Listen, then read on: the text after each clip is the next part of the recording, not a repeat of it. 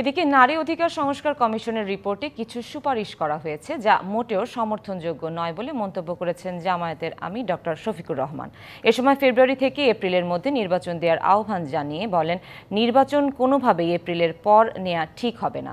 সকালে মগবাজারে দলের জেলা ও মহানগরীর আমির সম্মেলনে এ মন্তব্য করেন এই নেতা। ডক্টর শফিক বলেন, কোরআনের বিপক্ষে কোনো সুপারিশ জনগণ মানবে না, তাই নারী সংস্কার কমিটি বাতিলের দাবি জানান তিনি।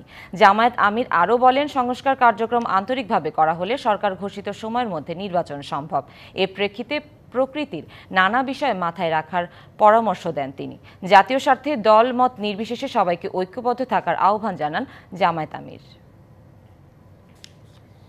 নারী বিষয়ক সংস্কার কমিটি নামে একটা কমিটি প্রধান উপদেষ্টা বরাবরে তাদের সুপারিশমালা সাবমিট করেছে।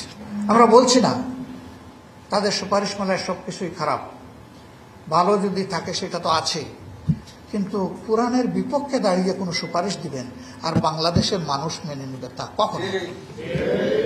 এই জন্য আমরা ওই রিপোর্ট প্রত্যাখ্যান করিনি, আমরা ওই কমিটিকে প্রত্যাখ্যান করেছি।